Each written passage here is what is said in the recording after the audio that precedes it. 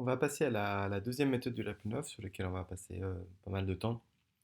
Euh, donc, c'est, je dirais un peu plus physiquement ce qu'il y a derrière la méthode de Lyapunov à la fin, mais le théorème, il dit que si vous avez une fonction continue qui est scalaire, donc c'est une fonction qu'on va noter v, qui va de Rn dans R, donc scalaire, telle que v de x est définie positive ou éventuellement localement, où v point de x est défini négative, pareil, éventuellement localement, alors le point d'équilibre est localement asymptotiquement stable. Donc ce v point, en fait, il n'est pas très bien défini parce que pour le moment, la fonction déterminée ici n'a rien à voir avec notre modèle x point égale f de x. Je sais que là, on a noté x et que là, il y a x, et vous avez l'impression que c'est la même chose, mais c'est juste une notation. Là, on aurait pu noter y, on aurait dû mettre v de y, et puis ici, le v point, quel sens il a du coup par rapport à notre modèle, c'est ça la subtilité. Donc c'est des petites subtilités qui n'ont pas vraiment d'importance, que vous pouvez passer, et puis vous pourrez très bien réussir l'examen sans comprendre la différence, mais voilà, bon, je suis un peu là pour ça aussi, pour vous expliquer ce genre de subtilité, donc si vous comprenez c'est encore mieux. Donc v point, on appelle ça la dérivée le long des trajectoires.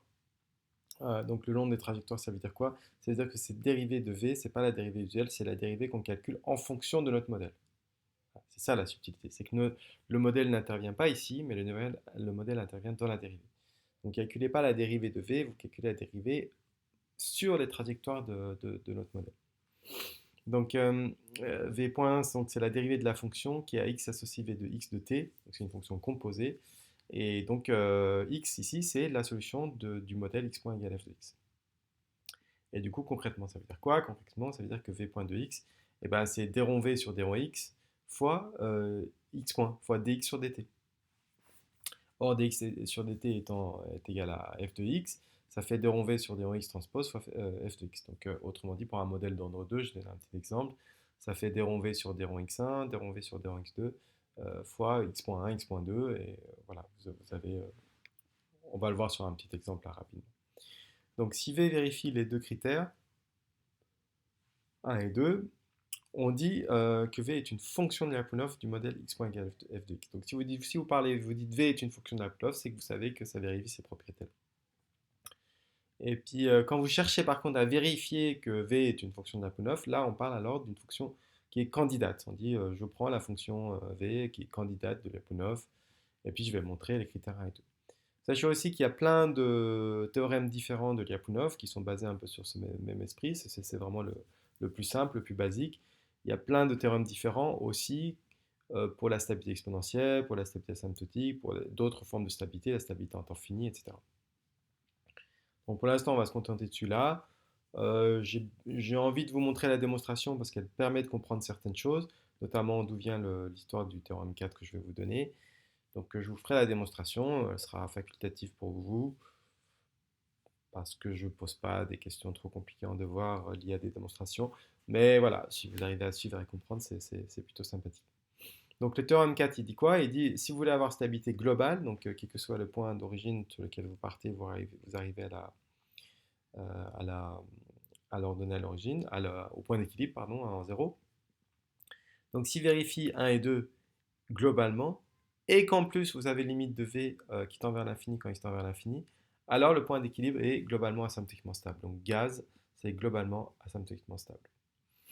Donc vous voyez, il ne suffit pas que 1 et 2 soient vérifiés euh, partout, il faut aussi que la limite de V de x tende vers l'infini. Donc c'est pas la limite de V de x de t, hein, c'est bien V de x. Donc là, x, c'est pas une solution des trajectoires. X, c'est vraiment un vecteur de Rn. Donc il faut que x tende vers l'infini. Donc un petit exemple, parce que tout ça, ça peut paraître un peu compliqué. Donc toujours notre modèle de tout à l'heure, x point égale x1, blablabla, et puis ça aussi. Donc là, on se demande de la stabilité en 0, 0. Si on veut la stabilité en racine de 2, 0, il faudrait faire un changement de variable. L'écriture deviendrait compliquée pour se ramener en 0, 0. Et puis donc, on pose notre fonction v de x. Donc c'est une fonction candidate de Lyapunov qui est égale à x1 carré sur 2 plus x2 carré sur 2. Donc pourquoi je prends cette forme-là? Bah, on va en faire tellement que après voilà, vous poserez plus trop ce genre de questions. Pour l'instant, on va le prendre comme ça. C'est une forme sympathique parce qu'elle est toujours positive et qu'elle s'annule quand 0. Donc le critère 1 est défini, est bien défini. voyez que pour le critère 1, x est juste un vecteur de Rn, ça n'a rien à voir avec notre modèle. Donc v de 0 égale 0, et v de x positif, c'est bien une fonction continue, elle est bien scalaire, donc 1 est vérifié. Après, v point de x, donc v point de x, c'est la dérivée de la trajectoire. Donc grosso modo, si vous voulez le voir comme ça de manière un peu plus simple, c'est-à-dire à chaque fois que vous dérivez x1 ou x2, il y a un x.1 qui apparaît derrière. À chaque fois que vous dérivez un point, un terme où il y a du x1 dedans, il y a un x.1, et x2 dedans, il y a un x.2. Donc ici, ça fait 2x1 sur 2 x.1, 2x2 sur 2 x.2. Sinon, vous revenez à la formule. Donc vous revenez à cette écriture-là. Donc d rond v sur d rond x1, ça fait x1. D rond v sur d rond x2, ça fait x2. Et vous multipliez par x.2 pour obtenir x1, x.1, x2, x.2. Voilà, c'est comme vous préférez.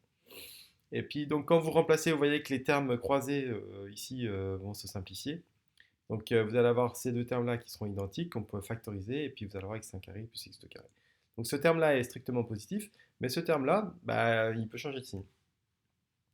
Et comme on reconnaît un peu l'équation du cercle ici, que vous avez introduit plus tôt, vous savez que quand x1 carré plus x2 carré moins 2 est plus petit que 0, c'est-à-dire que à chaque fois que x, donc x1, x2, est dans la boule centrée sur 0, 0 et de rayon racine de 2, alors la condition 2 est vérifiée, c'est-à-dire v point de x sera bien définie négative.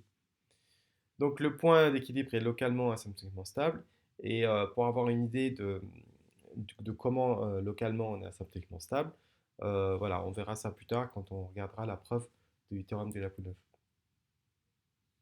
Donc philosophiquement, qu'est-ce que c'est cette méthode de Lyapunov? Vous avez deux manières généralement qui sont présentées. Il y a une manière qui me parle moins un peu plus que d'autres, mais voilà, on dit toujours la méthode de Lyapunov, c'est basé sur l'énergie du système. Alors moi, c'est la deuxième vision qui me parle plus, mais l'énergie du système, vous savez, en physique, si un système est isolé, l'énergie ne peut que décroître. La notion de stabilité, c'est un peu ça. C'est-à-dire, si l'énergie du système, là, cette fonction V, elle ne fait que décroître, alors c'est que votre modèle va être stable, ça va bien marcher. Si elle commence à augmenter, c'est que c'est pas bon. Ce que j'appelle la norme de x, c'est pareil, c'est une vision un peu plus mathématique, c'est v de x. Si v est positif et v point est négatif, donc alors v point c'est le long des trajectoires, mais enfin vous voyez l'idée. Si v point est négatif et que v est positif, ça veut dire que cette fonction v, elle est positive, mais elle ne peut que décroître. Donc si elle ne peut que décroître, on se rend bien compte que v va devenir petit et qu'il va se rapprocher de 0. Donc s'il se rapproche que de 0, on a bien envie de dire que ce v, c'est un peu une norme de x, et c'est parce que comme c'est toujours positif. Donc cette norme de x va tendance à se rapprocher de 0, x va aussi se rapprocher de 0. C'est un peu ça l'idée derrière, l'idée de la norme. Vous avez une manière de contrôler x en utilisant v de x.